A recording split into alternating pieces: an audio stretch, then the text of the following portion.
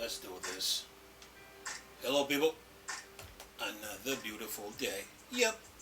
Hope your five senses work. Health and strength is good or excellent on a Friday. What? Now, what I got for you gamers? We're talking about this Activision court case again. I tried to tell you guys that the FTC wasn't prepared for this. Remember, I told you the FTC was never prepared. That's why they lost this case. Listen to this. What's up, Tweaktown? Listen to this. Microsoft clarifies one of the most controversial findings of the FTC federal trial. Listen to this. Microsoft legal counsel clarifies some of the most compelling and controversial aspects of the recent FTC versus Microsoft federal trial. It says Microsoft legal counsel clarified why the company ran simulation to see what would happen if Call of Duty and Activision games were not available on PlayStation. It says here, the FTC versus Microsoft federal case revealed a lot of interesting information about Xbox and the game industry. Cut this down a little bit here. Okay. Let me tone this down a little bit. All right, we got it. Let's roll. All right. It says here, the FTC and FTC versus Microsoft federal case revealed a lot of interesting information about Xbox and the game industry as a whole. The testimony delivered in 5 days evidentiary hearing offers a rare look at the internal machination of Microsoft's billion-dollar video game business and how the company board of directors work with executive management to create and evaluate acquisition deals. Gamers and investors learn about Project Neutrino, Project Denali, and Xbox missteps with cloud gaming. But this particular case was less focused on one possibility. Would Microsoft withhold Call of Duty from PlayStation? They had that option, you know. They didn't, like I said to you before, they didn't spend $68.7 billion for nothing. Remember? Anyway, says here, while Microsoft has repeatedly asserted that it had no intent to withhold Call of Duty from PlayStation, then it says in parentheses, doing so would, among other things, be ruinous for short to medium term revenues and incur significant reputational damage, close parentheses. Says the Federal Trade Commission had uncovered what looked to be a compelling argument against Microsoft. It says during the trial, the FTC presents evidence that Microsoft had run specific simulation to see what likely happened if Call of Duty wasn't on PlayStation. Come on now, that's common sense knowledge. If I put $68 billion on the table, you think I don't run a simulation before to see what would happen if this game is not on this platform, that platform? Come on, man. This is kindergarten knowledge. But anyway, says here, the board of directors had allegedly asked Xbox CFO Tim Stewart and the finance team to estimate the tangible effects of the $31 billion franchise not being available on the world's leading gaming platform. The board request was side ask that was not actually included in the Project Denali deal model. Then it says in parentheses, Project Denali was the internal code name for the Activision Blizzard acquisition. Close parentheses. It says here, Microsoft board was allegedly interested to know what would happen if Call of Duty were not on PlayStation, and more importantly, how Microsoft could fill the $1 billion in revenue that would be lost. What would it take to make up for loss? What would it take to make up for that loss? It says here, in the evidentiary hearing, the commission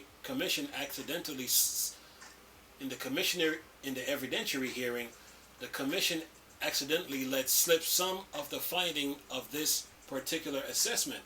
According to the FTC lawyer James Weingarten, Stewart and his team found that the losses could be offset if Game Pass were to grow by some 2 million subscribers.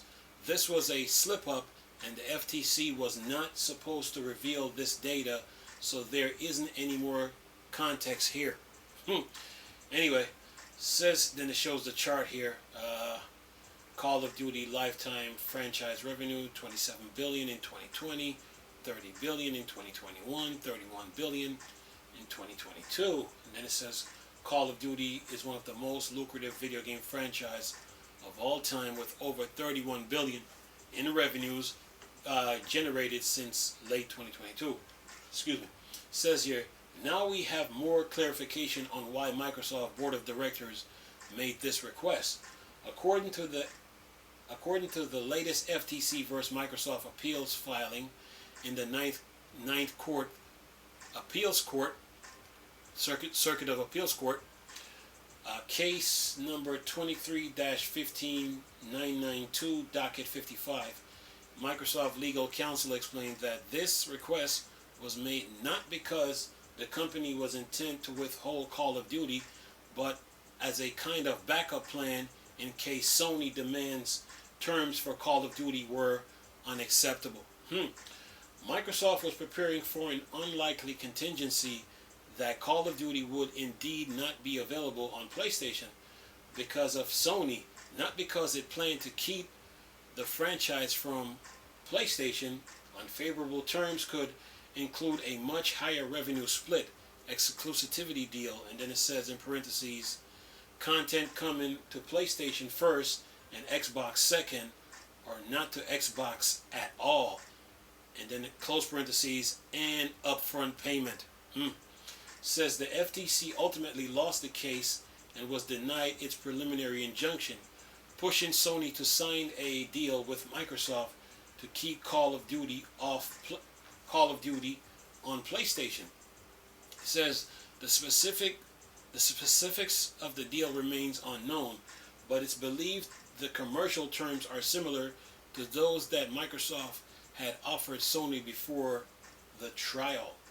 And then it says here, now that Sony signed the agreement, the simulation from the Xbox finance teams are moot. Nonetheless, Microsoft legal counsel has addressed many of the FTC's core complaints to the appeals court, including this particular controversial assessment from the games business. And then it says page 47 through 48 from the docket reads, the weakness of the FTC console case is uncovered by its oblique and misleading challenge to the district courts, finding that Microsoft financial models show no incentive or intent to withhold Call of Duty from PlayStation. The FTC suggests the district court overlook a 2022 analysis of how Microsoft could recoup the potential loss of Activision revenue from games sold on Sony PlayStation. Then it says BR31. What the FTC failed to mention, however, is the impetus for this analysis not to plot a withholding strategy, but to address concern that Sony would use it to dominate position to demand unfavorable commercial terms from Microsoft. Beyond ignoring that context, the FTC mischaracterized both the actual scenarios Microsoft modeled. Then it says in parentheses, a redacted reduction in Microsoft's share of revenue from Call of Duty, not withholding from Sony ID, close parentheses. Then it says, and Microsoft proposed competitive response. Then it says in parentheses again, selling Call of Duty on more rather than fewer platforms. And then it says here, freed from the FTC revisionist framing, this evidence comports perfectly with the court's conclusion that Microsoft never modeled an exclusivity strategy, that it consistently valued the deal based on continued sales on PlayStation, Call of Duty's largest and most valuable market, and that it would be financially impossible for Microsoft to overcome the loss of Call of Duty sales on PlayStation. And that's the end of the article. Good article, Tweaktown, again. Well, like I told you guys before, they were never prepared. The FTC was never prepared. I already knew they lost this case when they tried to remove Nintendo from the equation. That's when I knew. They just were never prepared for this. And Microsoft, of course, if you spend 68.7 billion on a gaming studio like Activision Blizzard, of course you're gonna run a simulation before the purchase. You're gonna run a simulation to see what would happen if we remove certain games from this platform, from our competitors. Of course you're gonna do that. Anybody with common sense is gonna do that, man. So Microsoft was in the right for doing that. And even if they put Call of Duty on Game Pass, now they'd have to figure out, okay, how would they make up for that revenue that PlayStation brings to the table with Call of Duty.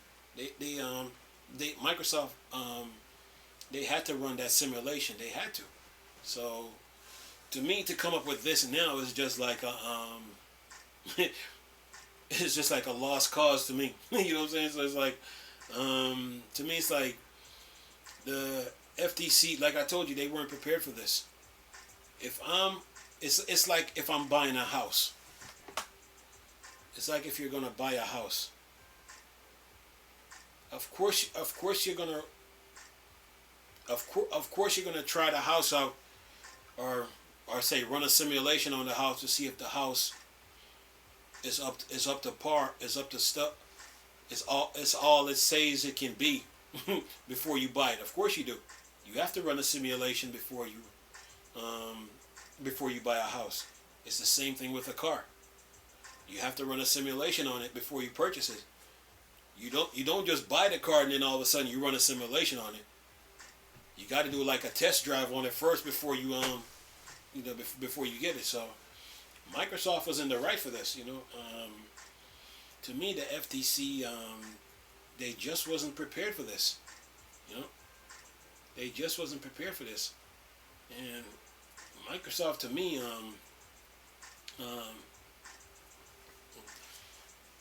like I told you guys before, Activision Blizzard was up for grabs, man. Activision Blizzard was really up for grabs.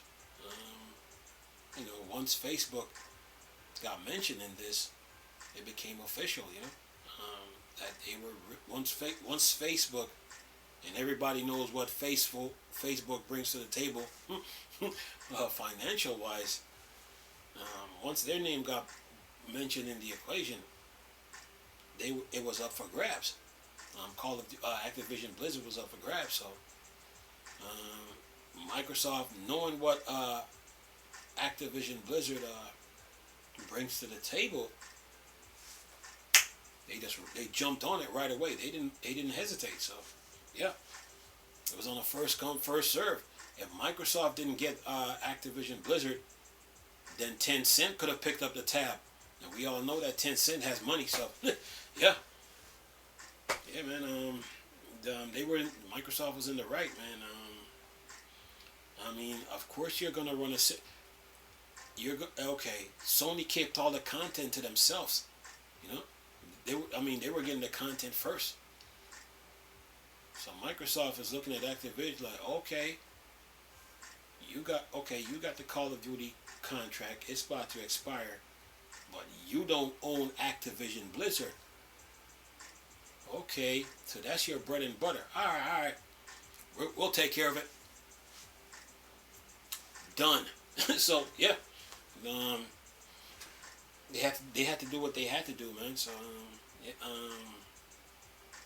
to come up with this now, to me right now it means nothing. You have to run a simulation on anything really before you make a move, man. You have to. You have to run simulations, man. You have to run tests and say, okay, if I do this and I do that, okay, what's the outcome of this and that? If I go this way or I go that way, what's the outcome? You have to. This is just common sense This is like elementary, kindergarten knowledge, man. You have to run simulations, man. It would be like your parents when your parents say, okay. It's like if you're a parent and you tell your kids, okay,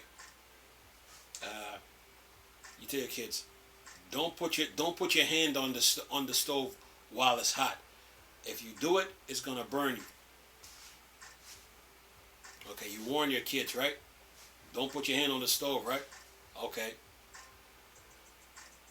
You're running a simulation on your kids to see if they're gonna be obedient or not, right? Okay, all right, fine. Okay, you went and did your business, and then you come back to find out your kids put their hand on the stove. Whose fault is it? The parents or the kid? I'm just saying. Let's give you a scenario, but I'm just saying it's the kid. So you have to run simulations, man. So to me, to come up with this now, they weren't prepared for this, man. If you're gonna spend money, man, if you're gonna spend money on anything, you have to run simulations, man. You have to, you have to run simulation. You want to make sure you're getting a return on your investment. I'm just saying, you have to run simulations, man. So yeah,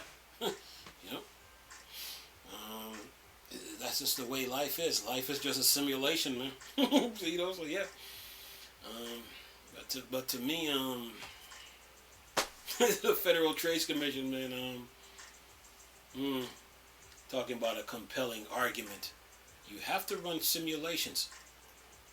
What you think? What you think? The board of directors at Microsoft was just gonna fork out $60.7 billion just to be forking it out? No. When they sit in that room and they say, okay, if we purchase Activision Blizzard, okay, what's the outcomes? What's the positives? What's the negatives? What's the plus? What's the minus? Just saying, So yeah, of course they knew.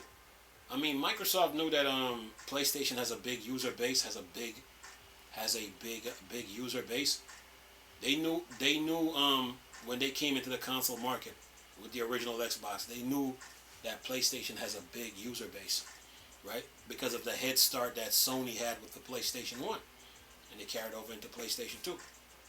So Microsoft knew that, like, okay, they got a big Call of Duty fan base. Okay. If we put Call of Duty on Game Pass only, okay, what's going to be the outcome of that? What's the side effects? What's the what's the damage? Of course, you have to run simulations, man. So for them to be coming up with this now, it's like ancient news to me. You know what I'm saying? It's ancient, man. You have to run simulations before you do anything, man. You run simulations on life. Life is just a simulation, man.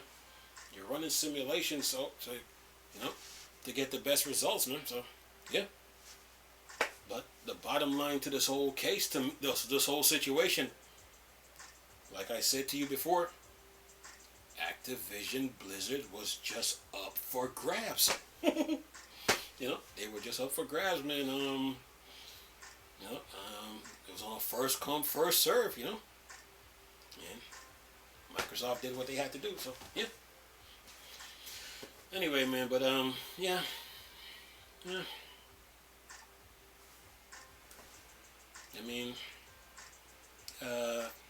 You have to run simulations, man. You have to. In life, you just have to. Life is just a simulation, man. You have to. You always got to run simulation because you're looking for the best results, the best outcomes. If I do this, okay, what's the positives? What's the negatives?